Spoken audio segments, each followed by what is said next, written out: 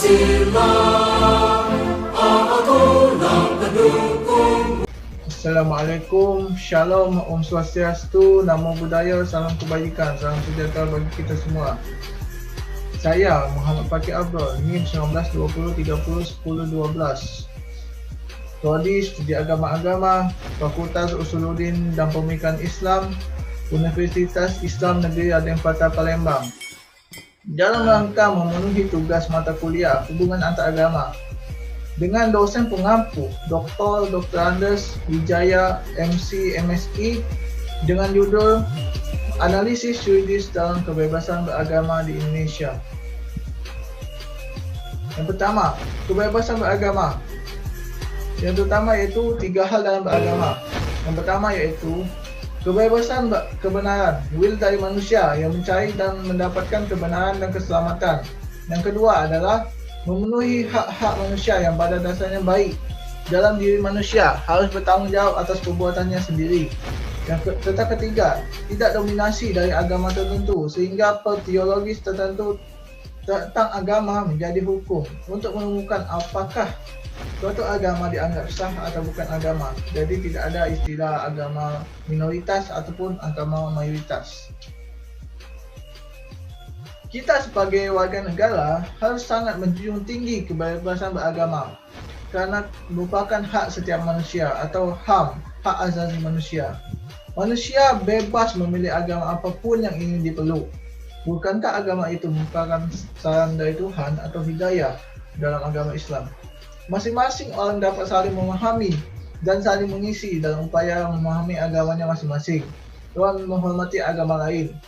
Dan hal tersebut merupakan hak asasi setiap orang atau HAM, hak asasi manusia.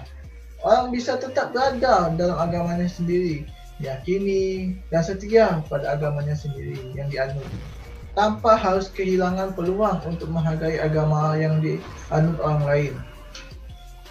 Yang kedua, konsep kebebasan beragama menurut Undang-Undang Dasar tahun 1945. Undang-Undang Dasar 1945 yang kita tahu merupakan dalam sistem hukum Indonesia dikenal sebagai sumber dari segala sumber hukum yang menjadi turunannya.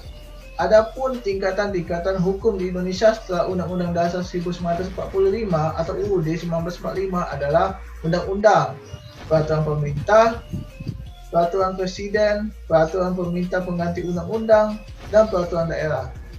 Dalam Negara Kesatuan Republik Indonesia (NKRI) berdasarkan Pancasila dan Undang-Undang Dasar Negara Republik Indonesia tahun 1945.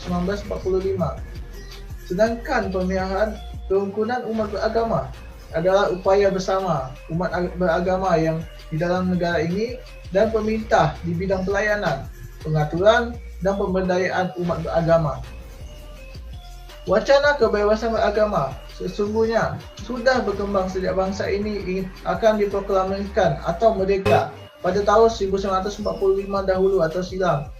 Bahkan jauh sebelum itu, melalui Badan Penyelidik Usaha-Usaha Kemerdekaan Indonesia, Persiapan Kemerdekaan Indonesia atau BPUPKI, wacana ini hangat diperdebatkan, khususnya dalam perumusan Pasal 29 Undang-Undang Dasar 1945.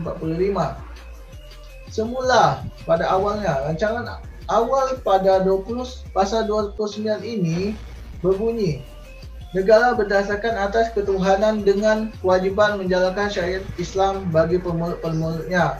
Kemudian ini diubah melalui keputusan rapat PPKI pada tanggal 18 Agustus 1945, diubah menjadi negara berdasar atas ketuhanan yang Maha Esa sesuai dengan Pancasila yang sudah sekarang. Perubahan ini agar menjaga kerukunan umat beragama di Indonesia. Umat Islam mundur satu langkah agar setara dengan umat beragama yang lain yang ada di Indonesia ini. Kesimpulan dari presentasi saya itu, Indonesia adalah negara yang luas yang mempunyai banyak agama, yang salah satunya yang resmi sekarang ada 6, yang mana masih banyak sekali agama-agama lain yang mungkin belum dieksplor oleh pemerintah ini, belum resmi, dan juga memiliki budaya dan kultural yang lain-lain. Dalam hal ini negara menjamin penduduknya agar bebas memeluk agama masing-masing sesuai keyakinan masing-masing. Negara menyediakan fasilitas berupa undang-undang dasar serta undang-undang yang dibuat untuk melindungi hak tersebut.